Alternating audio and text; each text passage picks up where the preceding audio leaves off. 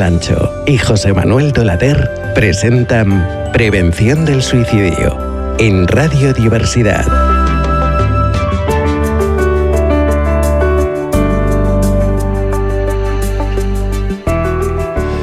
Muy buenos días, muy buenas tardes, queridos amigos, queridas amigas. Muchísimas gracias por venir otra vez a este programa, estar al otro lado de la pantalla o de los micrófonos. Soy José Manuel Dolader y hoy, pues en este programa especial que hacemos siempre de prevención del suicidio con la Fundación Priconsa, pues nada, vamos a tener a un doctor, a una excelente persona que no había tenido el placer de hablar con él pues hasta hoy, pero sin embargo sí que tengo amigos comunes y mucha referencia. Este programa es un programa que hacemos con la Fundación Priconsa, que es una fundación que apoya con sus recursos iniciativas de otras entidades, de instituciones y también genera proyectos propios. En el caso de España trabaja con muchísimas entidades, algunas de ellas conocidas como Cáritas, Cruz Roja, Aldeas Infantiles, Ayuda en Acción, pero en el tema de prevención del suicidio pues trabaja con la Asociación La Barandilla y nos ayuda pues eso, a salvar vidas o al menos a intentar ayudar a esas personas que sufren y que piensan que la vida no vale la pena vivirla. Y hoy, pues siempre hay programas muy especiales, pero hoy, para sorpresa mía, pues creo que tenemos una de las personas que más nos puede hablar de la salud mental, de la prevención del suicidio y los cuerpos de seguridad del Estado, que es el doctor Fernando Pérez. Fernando, muy buenos días. Hola, ¿qué tal? José Manuel, bien. Pues oye, lo he dicho así, lo digo en directo, sorprendido porque de Iñaki Santos, que falleció lamentablemente hace unos meses, Sí, un buen amigo tuyo y buen amigo mío, que estuvo pues desde que creamos el teléfono contra el suicidio, siempre apoyando nuestras iniciativas y él a través de AEPREPOL, pues también ayudando un poco en la prevención de riesgos, ¿no? De los cuerpos de seguridad y de muchísima gente. Con lo cual tenemos amigos comunes y luego encima también Alberto Martín, que es el presidente de la Asociación Preventiva del Suicidio Policial, pues también me había hablado de ti y de tu doctorado. O sea que estamos como en casa, pero digo que un gran experto. No solamente en los cuerpos que hoy vamos a hablar, en los cuerpos de seguridad del Estado, sobre todo en los temas de prevención del suicidio, sino también en la salud mental. Y como te he dicho justo un minuto antes de empezar este programa, pues estabas en tu casa, porque las instalaciones de la Asociación La Barandilla pues nos las cede el Hospital de Día Lagman, un hospital dedicado al tratamiento de personas con trastorno mental grave, que tú también, y lo tengo que decir, como le digo a Junivel, siempre digo más de 30 años. Pero en tu caso también son más de 30, 42. Hablo de Junivel, la directora clínica del hospital y la coordinadora de nuestra área de prevención.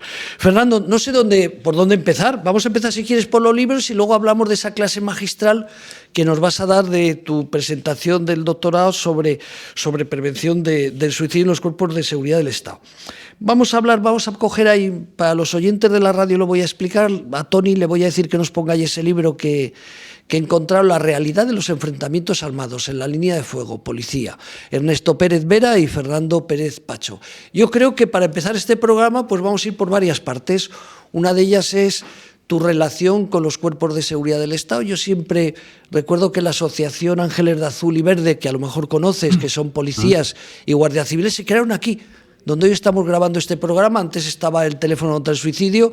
Recuerdo que vinieron a Madrid a presentar sus policías y guardias civiles, a presentar su proyecto, claro, y el Ministerio del Interior, donde correspondiera, le dijeron, no sois una asociación, aquí no puede venir un policía o un guardia civil y de repente ocupar unas instalaciones, ¿no? Y les cedí las instalaciones de nuestro proyecto del teléfono contra el suicidio. Luego, fíjate, si un poco te quiero contar esto para que veas que estás en tu casa, ¿no? Que tenemos mucha relación común. Y yo siempre he dicho que los cuerpos de seguridad del Estado, pues por muchos motivos que tú nos vas a explicar, ¿no?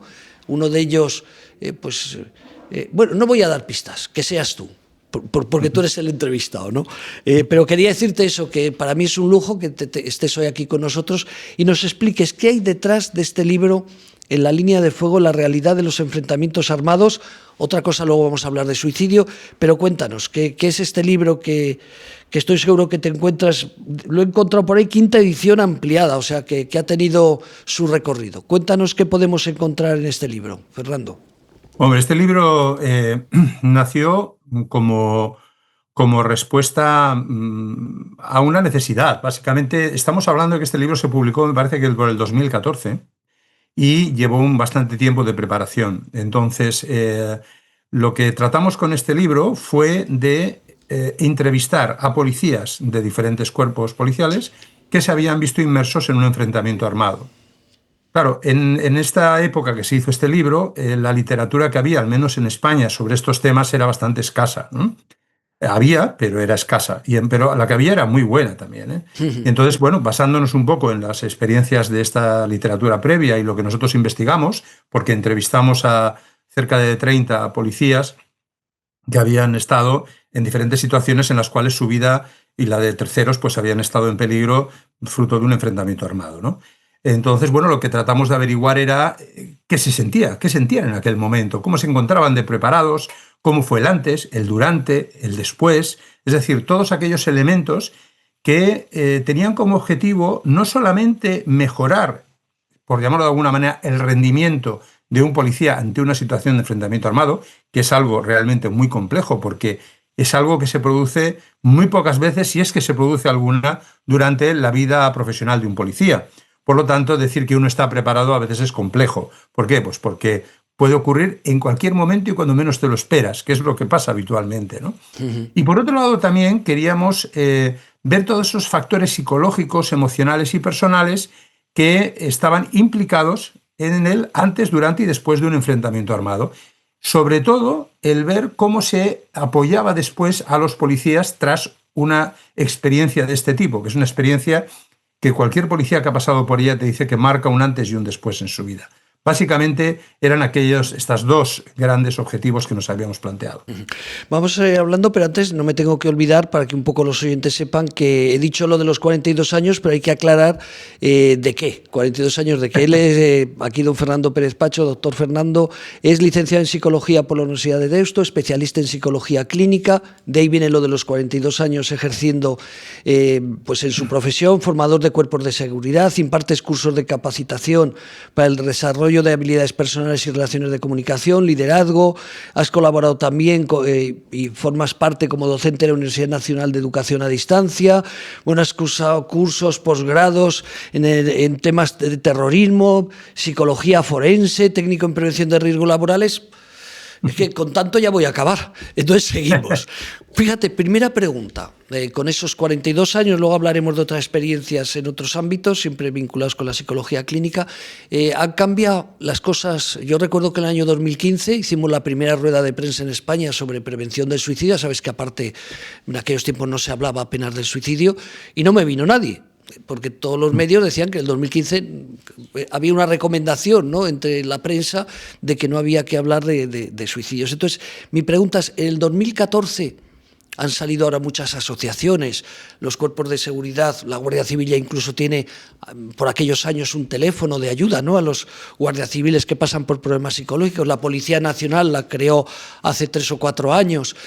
¿Ha cambiado o ha mejorado el tratamiento de los cuerpos de seguridad por parte de los jefes, que siempre hay un jefe, de aquellos años ahora? ¿Crees que tu libro y tu experiencia y otros compañeros que han reclamado, ha habido algún cambio?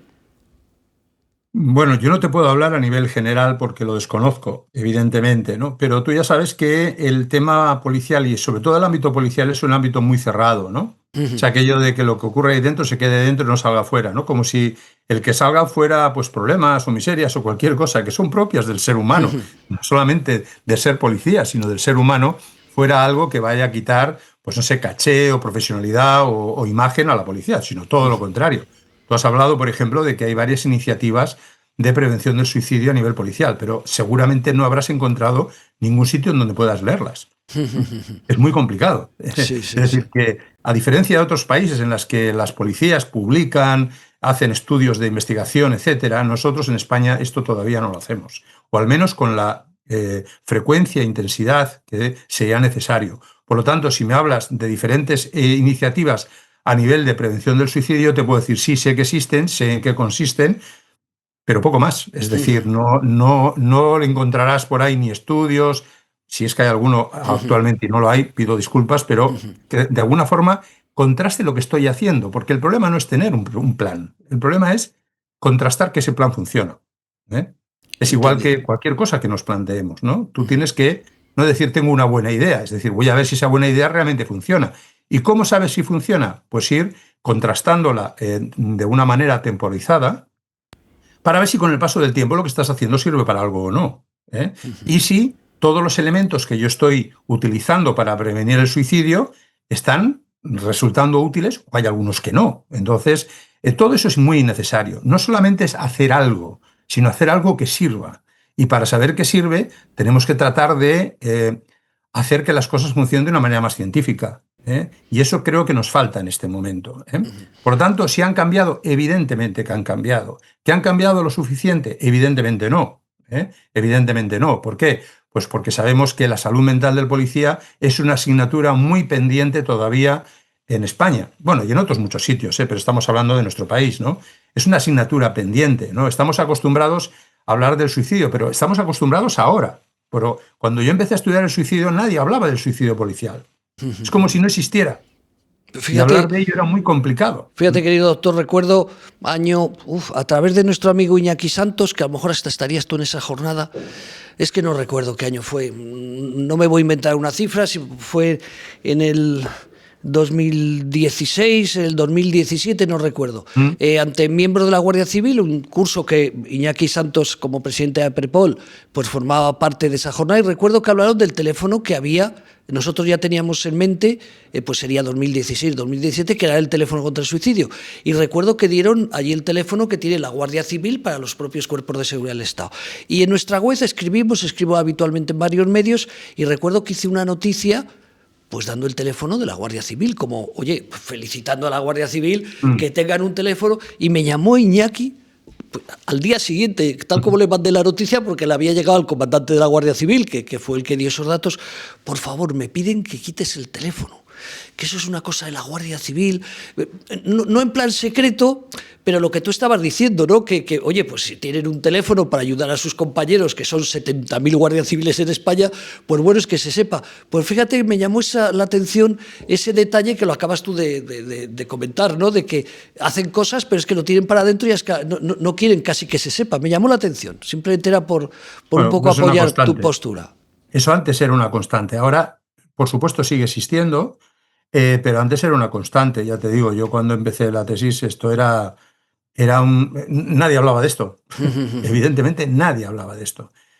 Por lo tanto, era muy complicado, muy complicado poder trabajar sobre ello, porque claro, para poder trabajar sobre ello necesitas información.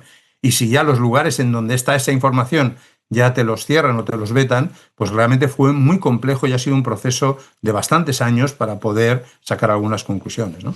Fernando, te decía al principio que no quería yo decir nada, pero cuando un poco hablamos de los cuerpos de seguridad está claro que cambios de turnos, muchas veces cambios hasta de ciudades, presión, y siempre comentamos en el trabajo, pues puedes tener un problema si te pagan o no a final de mes, si tienes un jefe que te apoya o no, pero claro, la policía cuando sale a una acción, y tú en este libro se explica perfectamente, no sabes a lo que te vas a enfrentar, no sabes si el que está enfrente va de mala leche o va incluso armado, ¿no? Para responder y de malas formas. Sobre todo también tienen una pistola o tienen un arma de fuego. Cuéntanos tu experiencia, ¿por qué los cuerpos de seguridad tienen un poquito más de suicidios que el resto de la población? Por encima, no se trata hoy de profundizar, pero tu experiencia es importante. Sí, además nos meteríamos en el terreno de las hipótesis siempre. Sí.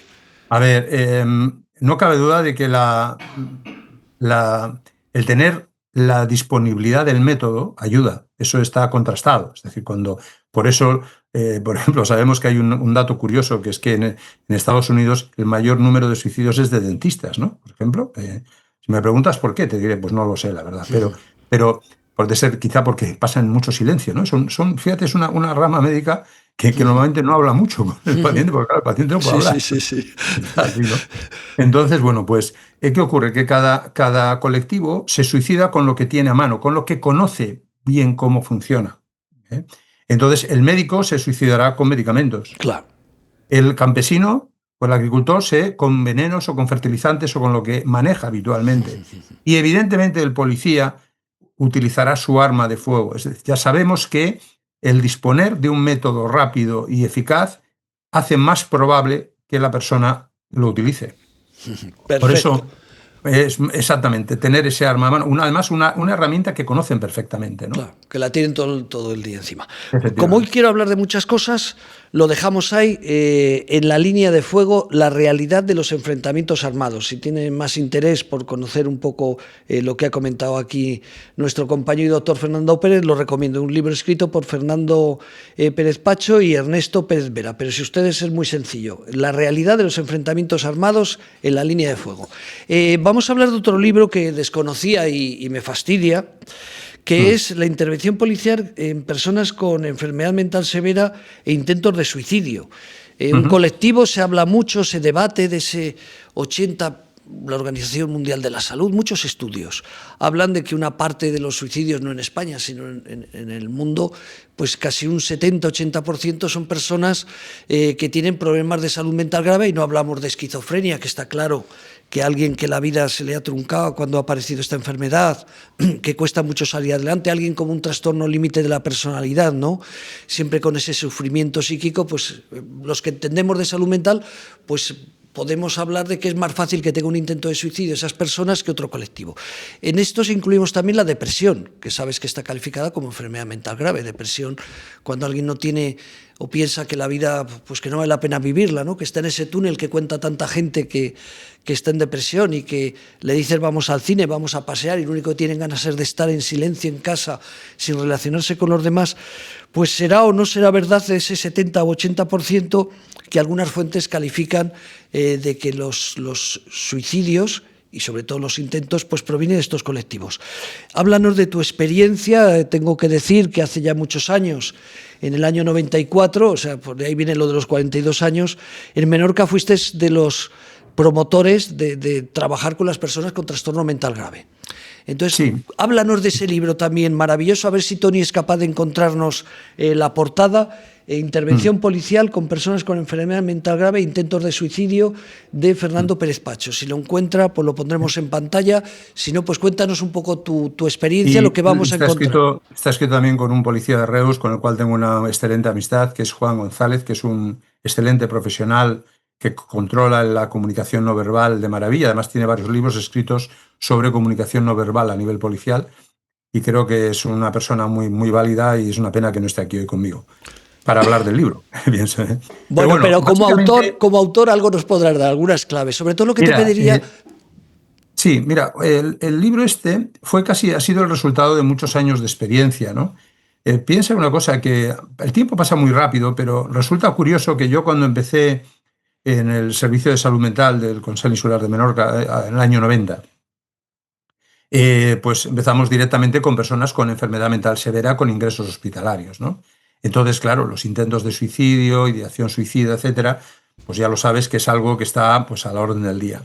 Entonces, yo creo que teníamos bastante poco claro el por qué se producían todo este tipo de situaciones. Es decir, que había la mentalidad aquella de si se hubiera querido matar ya lo hubiera hecho, estas tonterías que decimos muchas veces, ¿no? Sí. Tal y cual, ¿no? O este no tiene ganas, o este sí que lo va a hacer, o este no lo va a hacer, o si lo hubiera querido no lo hubiéramos encontrado, ¿no? Todas estas cosas que luego, claro, te han hecho tomar decisiones malas en ocasiones, y que con los años has aprendido de que esto no funciona así. De que la ideación suicida, nadie desea morir. Dice, si hubiera querido matarse, es que nadie quiere matarse. Todo el mundo quiere vivir. Lo que ocurre es que hay momentos en la vida en los que el sufrimiento es tan intenso, el sufrimiento emocional, que a uno le llegan a hacer pensar que no quiere sufrir más. Yo he oído gente gritar como animales por dolor emocional. Es decir, no tienes ninguna herida física, pero ¿cómo tiene que ser ese dolor interior para gritar y aullar como un animal? Algo está ahí funcionando que hace que llegues a decidir que es mejor estar muerto que no seguir viviendo como vives. Entonces, por lo tanto, no hay que banalizar el hecho de el quitarse la vida, porque no es algo fácil, no es algo sencillo. Por lo tanto, esto es una cosa que primero aprendimos, que las personas se lo piensan mucho antes de quitarse la vida. Oye, quizá, ojo, y hablaremos luego si quieres, porque hay un colectivo muy amplio, se calcula que la mitad, que lo que llamamos el suicidio impulsivo, que yo lo vi en la tesis, que son personas que no dan ningún aviso, que no te lo esperas, y que entran dentro de ese grupo, que son muy difíciles de prevenir. Pero en general lo que conocemos es como el suicidio de tipo continuo, es decir, donde la persona va encontrándose mal, va dando señales, va hablando, va diciendo, lo intenta, no lo intenta, etcétera, ¿no? Todo ese proceso lo hemos ido conociendo con los años y nos ha ayudado a prevenir mejor y a intervenir mejor. Y sobre todo a dar pautas a la policía para poder intervenir en muchos de los casos que intervienen con estas personas. Pues es ese intervención policial, suicidio y trastornos severos del comportamiento, sí, Fernando Pérez Pacho y el otro compañero que no veo bien, Juan González Moreno. Juan González, sí. Intervención policial. Fíjate, quería perder ahí unos minutos en este libro y luego me interesa lo del suicidio impulsivo de tu tesis, ¿no? Sí. Este libro sirve, tú sabes que en el mundo de la salud mental de las personas con un diagnóstico, también las familias, ¿no? Pero hablamos de la persona con un diagnóstico en salud mental severo, con trastorno mental grave, muchas veces se quejan o aparecen en redes sociales. Claro, cuando una persona con un trastorno mental pierde por circunstancias, por lo que sea, una psicosis, pues pierde toda relación con su alrededor, la familia, los amigos, y tiene que ir la policía. Y la policía, pues claro, encontrar una persona que no atienda razones, pues a veces la fuerza, pues para eso estás formado, ¿no? Y un policía lo que está claro que está formado. En ese libro tratáis, lo digo para recomendarlo o que tú nos puedas explicar, primero cómo intervenir ante esa persona que nos encontramos con un brote psicótico donde desconoce lo que hay alrededor porque su mente es otra mente ajena a la realidad. Ese libro nos puede servir para aprender a que los cuerpos de seguridad o incluso un familiar o un médico o una enfermera sepa cómo tratar a una persona ante un brote psicótico. Si me permites, para explicarte esto te voy a contar una pequeña historia. Por favor. Yo cuando empecé en este servicio de salud mental, teníamos bastantes ingresos hospitalarios a nivel psiquiátrico. Y claro, tú ya sabes cómo eran estos ingresos. Normalmente el seguimiento de la medicación, que ahora ha mejorado muchísimo, pero hace 40 años o 30 y tantos años no era como ahora, en muchas ocasiones, ¿no? Con lo cual los seguimientos de medicación eran bastante deficitarios, el control también, etcétera, etcétera. Muchos ingresos eran bastante agresivos, bastante violentos, no solamente para el personal, sino también para el propio usuario, ¿eh? Y que no era raro que al final acabáramos todos encima de él para tratar de controlarlo por la agresividad que se podía dar, ¿no? Pero resulta que teníamos 2 policías locales, entonces, que venían a ayudarnos. Y me llamaba mucho la atención que uno de ellos, el cual sigo conociendo, evidentemente, porque más o menos éramos de la misma edad, tenía una habilidad increíble para desescalar las situaciones de tensión, hablando.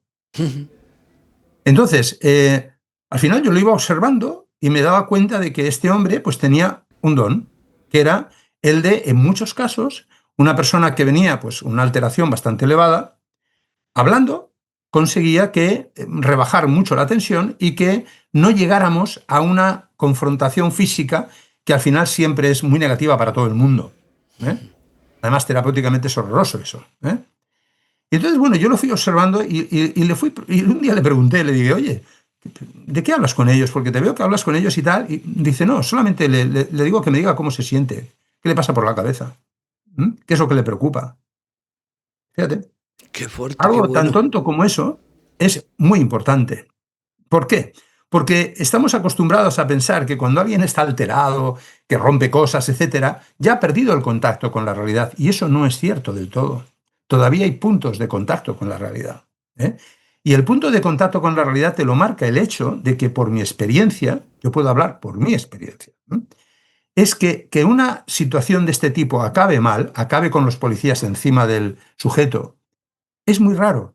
Es decir, si se maneja bien en la comunicación y la distancia, es más probable que eso termine bien. ¿Por qué? Porque ni siquiera la persona con esa enfermedad quiere acabar por el suelo revolcado, o quiere acabar engrietado, o quiere acabar mal. Porque además, si ya lo han ingresado otras veces en las mismas circunstancias, se acuerda perfectamente de lo que va a venir después. Entonces, no pensemos que eso es una locura, que uno no se entera de nada. No, no, no. Hay un punto de racionalidad en donde se puede llegar muchas veces, otras no. ¿Cuándo no es más probable? Eso se comenta en el libro. Cuando la persona ha consumido algún tipo de sustancia. Ya sabemos que ante una esquizofrenia, un trastorno psicótico cualquiera, etcétera, si la persona ha consumido, eso es muy complicado. muy complicado. Muy probablemente va a acabar como va a acabar. Pero si no es así, la probabilidad de que acabe con violencia o con agresividad es bastante baja. Y yo lo digo porque he estado en montones de intervenciones y rarísimas veces ha habido que hacer un intento agresivo, salvo que la persona hubiera consumido. Por lo tanto, yo creo que el perder tiempo en la comunicación, en llegar a esa persona, en preguntarle, oye, ¿qué te preocupa? ¿Qué te pasa por la cabeza? En no decirle tonterías como, sí, sí, yo también escucho las voces, fomentando su enfermedad, que eso es una verdadera barbaridad. Entonces, es decirle, oye, mira, hemos venido a ayudarte, no has cometido ningún delito, pero no estás bien y necesitas ayuda. Es decirle la verdad. Decirle, pero recuerda que vas a venir, pero nos gustaría que vinieras con nosotros, nos acompañaras, no que te tengamos que llevar, porque sabes que te vamos a llevar. Pero si vienes con nosotros va a ser más sencillo y necesitas ayuda. Ese mensaje es un mensaje de ayuda, de terapéutico. No es un mensaje solo te vamos a detener, no, es te vamos a ayudar. Y a veces yo creo que no perdemos el tiempo suficiente para evitar eso, para evitar llegar a esa confrontación. Que yo puedo entender que a veces es necesario, que a veces no te queda otra. Pero, de verdad, creo que en ese punto hay un punto de inflexión en donde la palabra es importante. Y la proximidad no física, evidentemente, es importante también. Fernando, tu experiencia, que quede claro que esto es positivo, no estamos hablando en contra de ningún cuerpo de seguridad del Estado. No, Eso claro. es lo primero. Pero Sí. ¿crees que se están formando, igual que los bomberos? Yo recuerdo perfectamente los bomberos de Madrid, y a raíz de ahí, de nuestra primera carrera contra el suicidio en el 2018, vinieron los bomberos de Madrid, que había un grupo de 3 o 4 bomberos que se habían especializado en tratar a las personas cuando están con un brote de idea suicida, ¿no? Sobre todo los bomberos cuando están en un ático, cuando están en ciertos sitios con altura, y a raíz de ahí se han empezado a formar los bomberos por toda España. Yo he asistido a algún curso y todos los bomberos pues tienen interés de cómo ayudar a una persona. Y qué importante es hablar. Lo que tú estabas diciendo de esos policías, ¿no? Que hablaban con esa persona que estaba sufriendo un brote psicótico. Pues cuando alguien tiene una ideación suicida, lo importante que es hablar y tratar de apoyarle y de saber por qué está sufriendo. Y yo recuerdo que incluso los propios bomberos se formaban, porque cuando una persona cae al vacío con 70, 80 o 90 kilos, como no estés preparado, es que te arrastra para atrás, ¿no? O sea, te arrastra detrás. Entonces decía, ¿tú crees que los cuerpos de seguridad en general también se están empezando a formar en algo tan importante como es ayudar a una persona cuando está desesperada ante un brote psicótico o una situación muy tensa, o todavía falta? Mira, yo el primer curso que di de esto, ahora haciendo memoria, fue como hace 30 años, 30 y algo años. 30 años creo que fue. Y tuvo bastante poco éxito. Con el paso de los años, los policías en general y todo el personal de emergencias, ¿no?, que interviene en estos casos son plenamente conscientes de la necesidad de tener herramientas para poder abordar este tipo de situaciones. ¿Por qué? Porque al final estás delante de un ser humano. Un ser humano que quizá no ha escogido estar como está, ¿no? Está en una situación límite, muy compleja, y que puede ser tu hermano, puede ser tu primo, puede ser un familiar, puede ser un amigo. Es decir, el ser humano no es algo ajeno a ti, porque no sea algo tuyo. Es un ser humano. Y yo creo que esa humanidad es importante, esa visión de ayuda, de humanidad, va impregnando cada vez más en la intervención tanto policial como de otros cuerpos de emergencias, de ayuda, etcétera, etcétera. Y hoy por hoy yo creo que hay un gran cambio en el enfoque de abordaje de este tipo de casos. Eso no quiere decir que estos cursos estén extendidos por todo el ámbito policial, pero sí que es verdad que, comparado ahora como hace años, sí que te encuentras muchos policías que están muy formados para intervenir en este tipo de situaciones. Tanto policías, estamos hablando de policías en general, ¿no?, como bomberos, que tú decías, u otro personal. Yo creo que sí, pero es verdad que también hay mucha carencia de formación en este sentido. Es decir, no nos olvidemos de que cuerpos policiales hay varios en España, pero si solamente miras la policía local, cada pueblo tiene el suyo. Sí. Entonces, claro, la formación va llegando como llega, pero esto puede ocurrir en cualquier sitio y en cualquier momento. Por lo tanto, sí que veo un cambio muy importante y creo que ya estamos en la línea de decir, oye, esto es una intervención policial que hay que hacerla desde otra perspectiva. Perfecto. Pues vamos, la verdad es que estaría todo el día contigo. Sobre tu tesis, es que hay cosas muy importantes, pero no nos vamos a extender ahora porque prefiero hablar del suicidio impulsivo. Simplemente en tu tesis has dado datos tan importantes, hablas incluso de que el año 2021 fue el año negro, ¿no? Para los agentes de suicidio policial, con 44 personas fallecidas por suicidio dentro de los cuerpos de seguridad del Estado. Has hablado también de que las relaciones de pareja, eso recuerdo que los gendarmes en Francia también hicieron un estudio donde las relaciones de pareja es un factor muy importante, ¿no?, en el desencadenamiento de una ideación suicida. O sea, seguiría hablando, pero casi prefiero para otro día hablar de tu tesis, que veo que es muy importante y muy interesante, pero nos interesaría lo que nos has hablado. Si te parece, preparamos otro programa cuando tengas tiempo para hablar exclusivamente de esta maravillosa tesis, pero sería hablar del suicidio impulsivo. Sí que nos gustaría que estos 10, 15 minutos que nos quedan de programa has hablado de algo muy importante, ¿no?, que es la gente que por unas circunstancias tienen una ideación, pero sin embargo nos ha hablado que hay un tanto por ciento difícil de calificar, pero que es el suicidio impulsivo, que de repente tienen y lo llevan a cabo. Cuéntanos.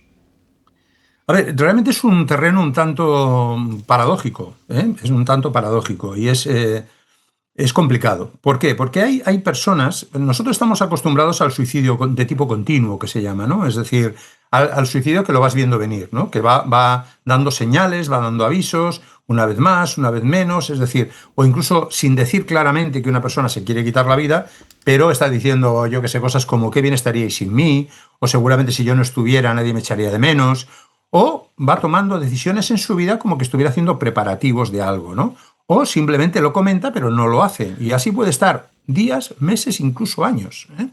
Es decir, vemos que hay, como si dijéramos, una línea a seguir. Pero claro, una cosa que yo aprendí con los años es que cada suicidio nos cuenta una historia. Es decir, no puedes asimilar la misma historia de una persona a otra por su contexto. Es verdad que puedes encontrar elementos comunes, pero la vivencia que tiene esa persona de su situación, de lo que le ocurre y de cómo acaba, es muy individualizada, ¿no? Por eso, básicamente podemos hablar de una historia del suicidio en esa persona.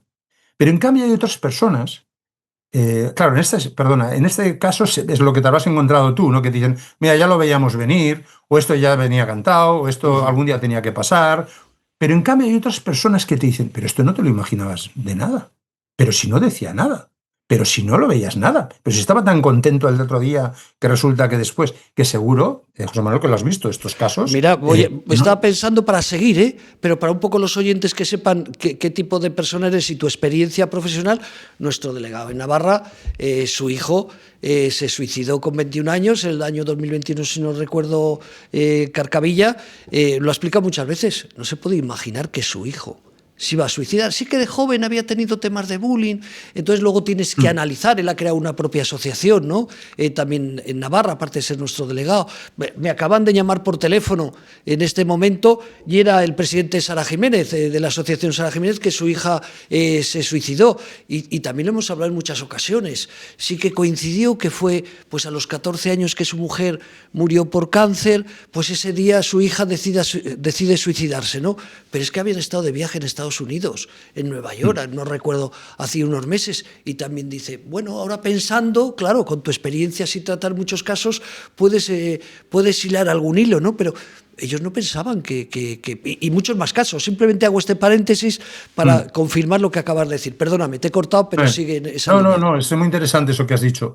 A ver, en estos casos de suicidio impulsivo, que algunos estudios dicen que podrían ser incluso el 50% de los suicidios que se producen. Es decir, el problema es que no mandan señales, o al menos no mandan ninguna señal que nosotros seamos capaces de identificar o que el entorno sea capaz de identificar, con lo cual eso es terrible para la prevención. Es decir, claro, si tú no estás mandando esa señal, ¿cómo puedes saber o averiguar qué es lo que ocurre? Porque además tampoco viene precedido de cambios importantes en el comportamiento, pero incluso la persona ha podido tener un par de días malos, como lo tiene cualquiera. Pero no piensas que de 2 días malos luego se vaya uno a quitar la vida.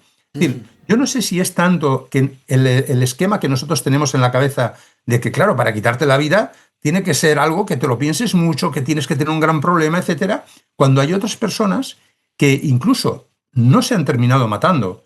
Es decir, no ha sido un suicidio consumado, sino que han sobrevivido, y tú les preguntas, ¿y por qué lo has hecho? Y te dicen, no lo sé, se me ocurrió en ese momento. Y te lo dicen así. Pero no habías pensado previamente. Dice, no, tenía tal, y vi la ventana y me tiré. Es decir, claro, y eso te rompe todos los esquemas. Te rompe todos los esquemas. Entonces creo que es un área, porque además se ha comprobado que el suicidio impulsivo no correlaciona con el factor de impulsividad. Es decir, podríamos decir, las personas impulsivas tienen más tendencia a suicidarse de tipo impulsivo. Pues parece que no. Parece que la impulsividad no correlaciona con el suicidio impulsivo. Es decir, es un área de trabajo y de investigación que todavía está muy abierta para ver qué se está produciendo, qué está ocurriendo, qué tipología hay detrás de todos estos casos para que podamos, sobre todo, prevenirlos y ayudar a la gente. Fíjate, pero ya te digo, es un ámbito muy, muy complejo. Fíjate, Fernando, estaba recordando, como tú tendrás casos, ¿no? Pero insisto, para los oyentes, pues es un tema para profundizar. Una compañera nuestra de Alaya Duelo, Alaya es una asociación que se tuvo que cerrar por falta de apoyos institucionales hace 3 o 4 años, y recuerdo que nuestra amiga, su hijo, bajó a fumar. Es que bajó a fumar. Y cuando vino su otro hijo, ¿dónde está mi hermano? Pues oye, ha bajado a fumar, no sube, no viene, y se había suicidado. Fíjate cuántas veces cuenta esa madre y su padre, ¿no? ¿Cómo nos vamos a imaginar que nuestro hijo se fue a fumar un cigarro? Es que estoy dándole vueltas a que sí que es un tema muy interesante y que tal vez no se haya estudiado suficientemente este suicidio que acabas de calificar impulsivo, ¿no? De personas que no dan ninguna clave y que de repente pues se han quitado la vida. Por algo será, indiscutiblemente, pero los padres, que en teoría se supone que tenemos que conocer a los hijos, he contado en este momento 3 casos, podríamos hablar más por no alargarlo, que se nos acaba el tiempo, pero fíjate, de gente que conocemos y que coinciden con lo que acabas de decir, querido amigo. Mira, hay una, para terminar, no quiero tampoco robarte tiempo del programa, pero tenemos mucho trabajo por delante, porque fíjate, incluso cuando se suele decir, oh, no, el que lo dice lo hace porque, claro, todos los 8 de cada 10 que se han quitado la vida lo han dicho previamente. Eso es una estadística que la tenemos. Pero claro, esa estadística está tomada de un estudio más amplio, que eran 3.000, que de esos 3.000, 2.000 y pico lo habían dicho, pero solamente se terminaron suicidando un 10%. Es decir, que el decirlo tampoco parece una señal que nos avise de que alguien va a hacerlo. Entonces, ahora actualmente se está replanteando bastantes aspectos relacionados con el suicidio, porque creo que eso es bueno porque nos ayuda a conocer mejor cómo ayudar a las personas, ¿no? Que el hecho de decirlo no necesariamente es un factor de riesgo. ¿Por qué? Pues porque sabemos que muchos lo dicen, pero solamente una mínima proporción se termina suicidando, con lo cual decirlo no es un factor de riesgo de hacerlo. Entonces, claro, como esto, hay bastantes otras situaciones relacionadas con el suicidio que, si algún día tenemos tiempo, creo que pueden ser interesantes de hablar, porque ya digo, estamos en un terreno en donde cada vez hay más suicidios en nuestro país, donde es algo que nos tiene que, por lo menos como mínimo, tendría que movilizar muchos más recursos de los que hay, pero parece que no, parece que no. Y también hacernos muchas preguntas sobre lo que conocemos sobre el suicidio y cómo podemos mejorar nuestra manera de ayudar a la gente. Pues Fernando, desde ya te voy a pedir que dejemos pasar unos días. Un libro abierto. No has escrito 2 libros, es que eres un libro abierto para las personas que quieran saber sobre salud mental. Hablamos siempre dentro del ámbito de personas con problemas de salud mental grave, ¿no? Que no quieran saber sobre la mía, sobre todo. Que quieran saber sobre el tema de cómo afecta a los cuerpos de seguridad del Estado también un poco la prevención del suicidio y sobre todo pues esta fase tan amplia y que hablaremos otro día sobre tu tesis ahí para sacar ese magnífico doctorado, pues te voy a invitar para otro programa, porque de verdad que me ha sorprendido y siento profundamente no habernos conocido y no haber hecho caso a Iñaki Santos cuando alguna vez me habló de ti. Querido amigo, un honor conocerte, un honor que hayas estado aquí con nosotros en este programa dedicado a la prevención del suicidio y nada, te invitamos. Porque si tienes 42 años significa de trabajo que algún día tienes libre. Ahí dejo la pista. Bueno, tengo muchos libres. Por eso, oye, repito, un honor, querido amigo doctor. Muchísimas gracias por estar con nosotros y si no te importa, pues volveremos a avisar de ti para otro programa. Encantado, muchísimas gracias. Un abrazo muy fuerte. Pues nada, queridos amigos, una sorpresa para mí y espero que también para ustedes, ¿no? Saber que en España hay gente tan preparada y tan formada en el mundo de la salud mental y la prevención del suicidio. Nada, muchísimas gracias por estar al otro lado, como siempre, como lo he dicho, al lado de la pantalla o al lado de la radio, en radiodiversidad.com. Y nada, nos vemos en otra ocasión y, como siempre, dar las gracias a la Fundación Priconsa por seguir apoyando la prevención del suicidio a través de la Asociación La Barandilla. Muchísimas gracias. Sintoniza nuestra radio y lleva tu marca a todos los rincones. Dale voz a tu marca y conecta con tu audiencia. Llega a nuevos horizontes con la publicidad en radiodiversidad.com.